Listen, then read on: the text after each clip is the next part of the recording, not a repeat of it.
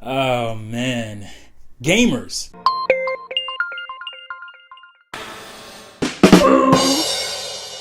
We recently got some information about Unreal Engine 5 from a demo, pretty nice demo, showcasing the features in Unreal Engine 5, Lumen, and all that kind of stuff.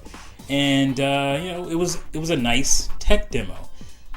It was running on PlayStation hardware and PlayStation 5 hardware to be specific. And the word is that Sony paid for that to be the case. Which makes sense because they want to showcase the PS5 in a nice venue and showcase its abilities and whatnot. So that happened. But previously we had the the Inside Xbox, where they showed gameplay of upcoming games for the Xbox Series X and whatnot. Third-party stuff for the most part. I believe there wasn't any first-party stuff going on there, but. One of the big reveals at the end, quote-unquote reveal, was the reveal gameplay trailer or whatever for Assassin's Creed Valhalla. Subsequently, after it was let known that the game was targeting 30 frames per second. I don't know if it was, I think the wording was it will be at least 30 frames per second, which, it's kind of weird. It's like, you can't get 30 frames per second with all this power at this point, and then what's going on. But at least 30 frames per second. So that means it can go up, tweaking and whatnot. But, we're not really counting on that because we're talking about Ubisoft here, and they're not known for optimization, their optimization skills. So, yeah, so it's probably going to be 30 frames per second. For me, I don't really get into the tech stuff. I want my games to look good and run well, obviously. But for me, that's pretty much where it ends. If you got a great art style, I don't really care about the giggly wiggly. If you got a great art style and all that stuff, I don't really care about, the titty flops or how many squares or triangles or whatever polygons you're putting into the game. That doesn't really move me. I would guess it doesn't move as many people that let on that it moves them. And we'll get into that, but that doesn't really push me as far as what kind of games I'm going to play or buy or any of that stuff. A lot of that stuff has to do with pugilism. It's like Fanboy versus Fanboy. My console does this and your console can't do that type of stuff. And I think it's kind of funny that still happens. We had the Genesis or Genesis Super Nintendo days where that was a big thing, but it's kind of weird that still goes on now. And now it goes on with grown adult men.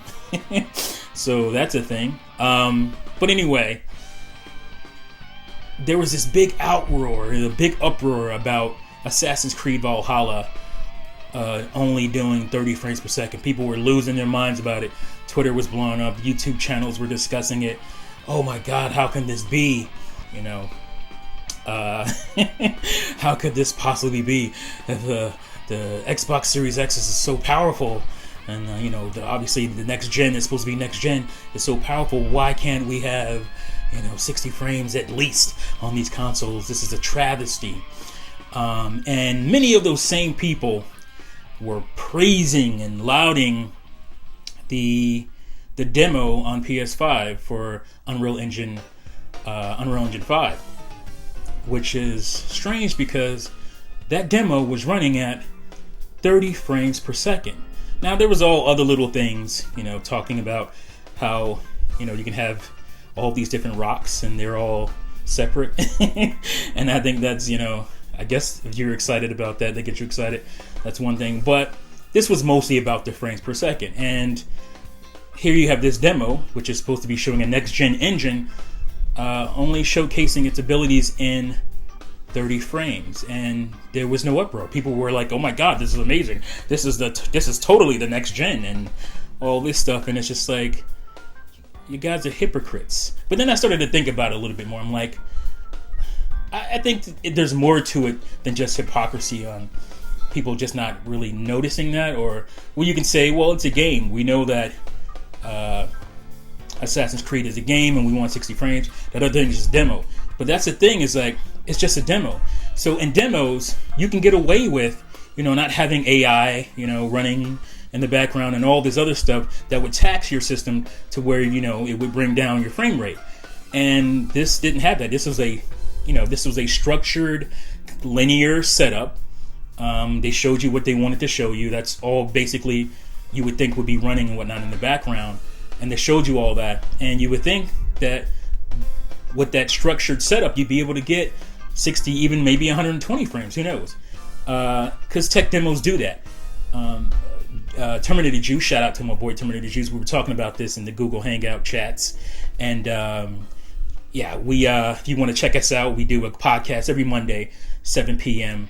on Juice's Loose channel, or on Terminator Juice's channel. Links in the description below. So yeah, he we were talking about discussing it, and he made a great point about tech demos and how games don't ever really even get there until the end of the gen, if that, as far as the visual abilities and whatnot.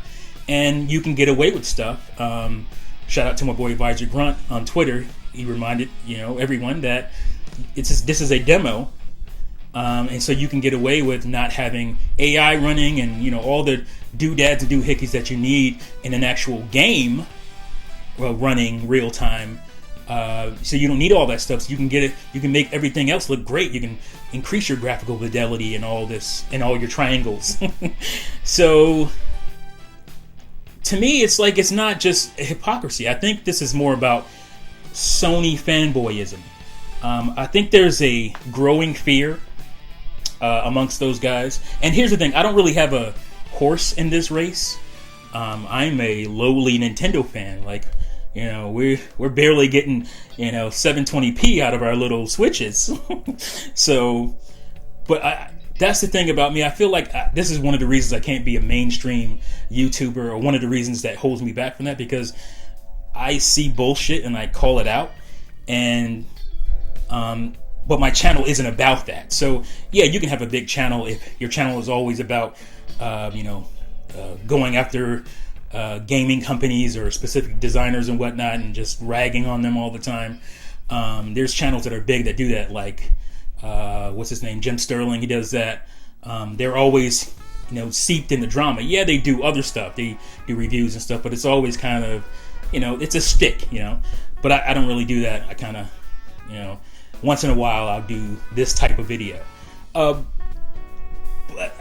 when I see this type of stuff, it drives me, I won't say it drives me insane, but I do get annoyed. It's like, it bothers me. It's like game fans are hypocritical this way, but I think it's more about fanboyism. Obviously, the Assassin's Creed Valhalla stuff happened during Xbox's thing, Microsoft's, inside Xbox, and so it showcased this on Xbox. It was like, oh, you can't even get the 30 frames on the so powerful Series X, and it's more about that. And obviously, the Unreal Engine thing showcased on the PS5 hardware.